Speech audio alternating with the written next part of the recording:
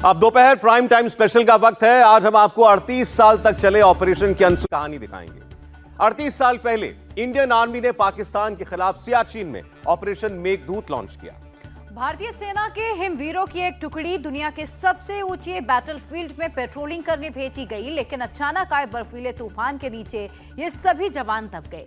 15 सैनिकों के शव तो बरामद कर लिए गए, लेकिन कुछ सैनिक नहीं मिले थे। 38 साल तक परिवार अपनों के लौटने का इंतजार करते रहे। सेना ने भी अपने जवानों को ढूंढना बंद नहीं किया और अचानक 38 साल बाद वो खबर आई जिसने सबको रुला दिया। देखिए सियाचिन में इंडियन आर्मी के इस सबसे मुश्किल ऑपरेशन की ये एक्सक्लूसिव रिपोर्ट।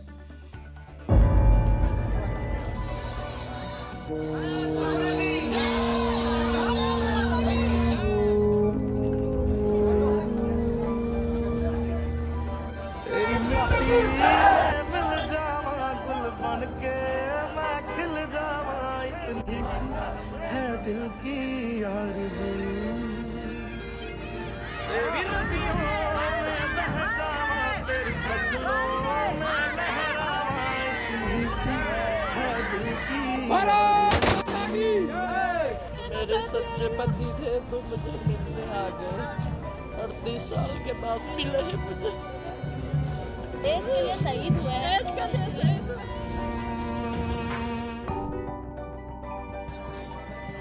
दरो दीवार पर हसरत से नजर रखते हैं, खुश रहो अहले वतन, हम तो सफर करते हैं।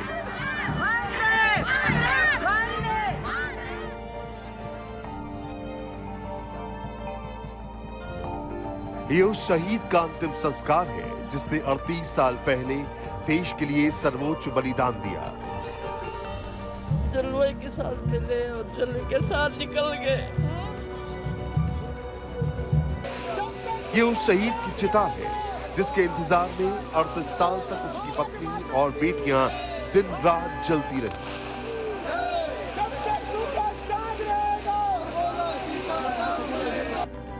ये सियाचिन वॉरियर चंद्रशेखर हरबोला की कहानी है जिसे हर भारतीय और देशभक्त को बहुत ध्यान से सुनना चाहिए। 38 साल बाद कैसे भारतीय सेना के एक शहीद को अंतिम सलामी दी गई, इसकी एक एक तस्वीर हम आपको दिखाएंगे। लेकिन पहले जान लीजिए लांस नायक चंद्रशेखर हरबोला कौन थे और क्यों उनके पार्थिव शरीर का अंतिम संस्कार 38 साल बाद किया गया। इस साल 1984 था। सियाचिन ग्लेशियर पर कब्जे को लेकर भारत और पाकिस्तान के बीच झड़प हुई थी। पाकिस्तान ने भारत के खिलाफ ऑपरेशन मेघदूत लॉन्च किया। उसी ऑपरेशन के तहत 20 सैनिकों की एक टुकड़ी को 29 मई 1984 में सियाचिन की ऊंची पहाड़ियों की पेट्रोलिंग पर भेजा गया था।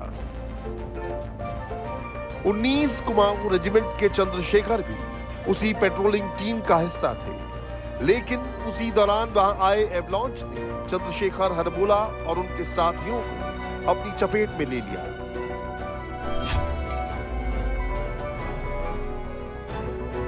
दरअसल सियाचिन के इस बर्फीले ग्लेशियर में कदम कदम पर मौत दिखती है। इसे दुनिया का सबसे ऊंचा वॉर जोन कहा जाता है। ये इलाका 1984 से भारत और पाकिस्तान के बीच विवादित रहा है। यहाँ 16 से 22,000 फीट की ऊंचाई तक भारतीय सेना के जवान तैनात रहते हैं। ठंड इतनी ज्यादा रहती है कि कभी कभी यहाँ का टेम्परेचर -60 डिग्री सेल्सियस तक चला जाता था।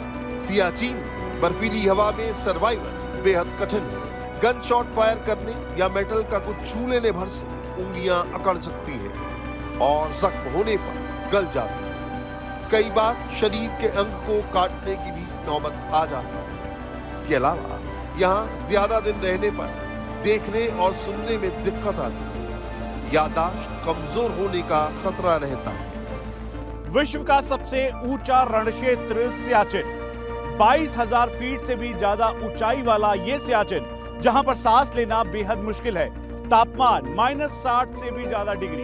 एक तरफ पाकिस्तान है तो दूसरी तरफ चीन, लेकिन उसके बावजूद भी भारतीय सेना के बुलंद हौसले ऐसे कि हर मौसम में यहां पर वो तैनात हैं। यहां पर हर घंटे पानी पीना पड़ता है ताकि इस गर्म पानी से ऑक्सीजन जनरेट हो सके। रात को नींद नहीं आती। 3 महीने तक की पोस्टिंग यहां पर की जाती है। दाढ़ी बनाने की यहां पर अनुमति नहीं है। ठंड इतनी कि अगर बैरल या फिर ट्रिगर पर हाथ लग जाए तो अंगूठा या उंगली कटने की पूरी उम्मीद है। यहां पर बीमारियां होने की संभावनाएं सबसे ज्यादा है। हाइपोथर्मिया से लेकर याददाश्त खोने तक की चुनौतियां। दुश्मन केवल पाकिस्तान नहीं बल्कि सबसे बड़ा दुश्मन मौसम है। ऐसे में सरकार यहां तैनात होने वाले जवानों का खास ख्याल रखती है। तैनाती से पहले इन हिमवीरों को स्पेशल ट्रेनिंग दी जाती है। वर्दी, जूते और स्लीपिंग बैग से जवान खुद को बचाते हैं। लेकिन कभी कभी बर्फीला तूफान इतना तेज होता है कि जवानों को संभलने का मौका नहीं मिलता।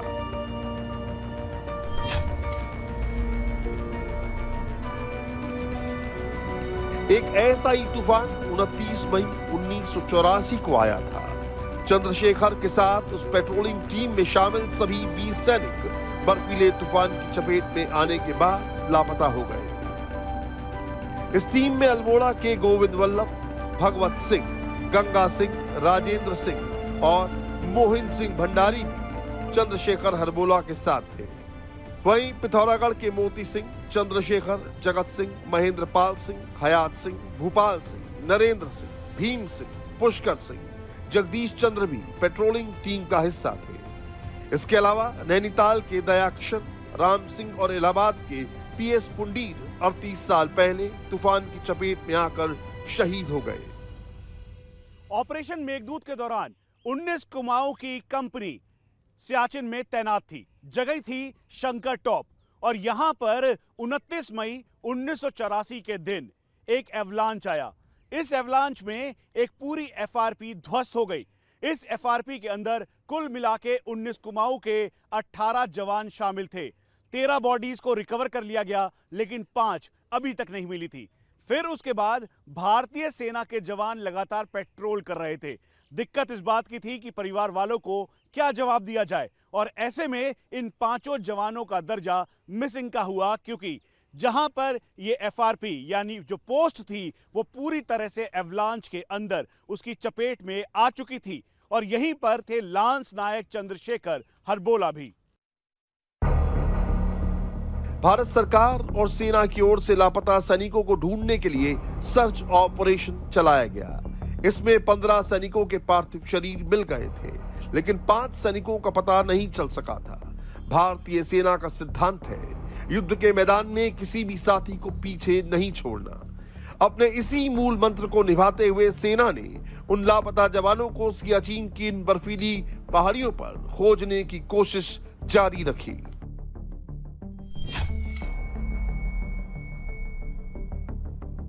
ये तस्वीरें 14 अगस्त की हैं। इंडियन आर्मी की एक पेट्रोलिंग पार्टी ने सियाचिन ग्लेशियर में गश्त के दौरान उनके शव को बरामद किया था। माना जा रहा है कि एवलांच से बचने के लिए चंद्रशेखर ने हट में शरण ली होगी, लेकिन बर्फीले तूफान से हट भारी बर्फ में दब गई और खिसक कर कहीं और पहुंच गई। 38 साल बाद इस हट से बर्फ हटी तो चंद्रशेखर का शव दिखाई पड़ा। पेट्रोलिंग टीम ने शहीद चंद्रशेखर हरबोला की पहचान आइडेंटिफिकेशन डिस्क से की। दरअसल पहले सैनिकों को धातु की एक छोटी सी खास डिस्क दी जाती थी जिस पर उनका आर्मी नंबर लिखा रहता था। इस नंबर को फिर सेना के रिकॉर्ड से मैच कराया गया, तब जाकर शव की पहचान हो पाई। और 30 साल पहले अपने सुहाग का इंतजार कर रही शहीद की पत्नी को जैसे ही इस बात की खबर मिली, उनके पैरों के नीचे से जमीन खिसक गई। पति के वापस जिंदा लौटने की थोड़ी बहुत जो उम्मीद बची थी वो भी टूट गई। 29 मई 1984 में उनका स्वर्गवास हो गया करके हमारे बेटे गए। 8-10 साल तक तो लगता था शायद आ जाएंगे, उसके बाद से फिर कोई, अब तो 38 साल हो चुके। उम्मीद तो टूट चुकी थी हमारी। हाँ। पर अब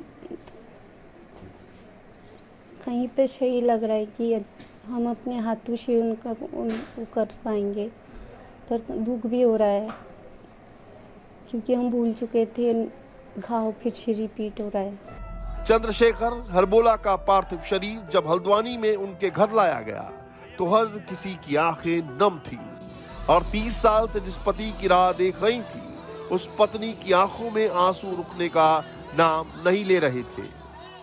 मेरे सच्चे पति थे तो मुझे मिलने आ गए, 38 साल के बाद मिले हैं मुझे।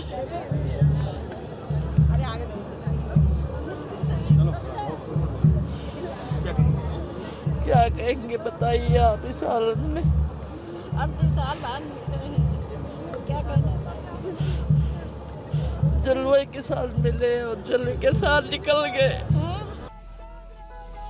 हिंद की सेना के इस हिमवीर का पूरे सैन्य सम्मान के साथ अंतिम संस्कार किया गया। उत्तराखंड के सीएम पुष्कर सिंह धामी भी शहीद को श्रद्धांजलि देने पहुंचे। उम्मीद है कि चंद्रशेखर हरबोला के साथ लापता हुए बाकी 4 और सैनिकों का भी जल्द पता चलेगा। इंडिया टीवी हर वक्त हर जगह डाउनलोड करने के लिए सर्च करें India TV news Google play store या ऐप स्टोर पर।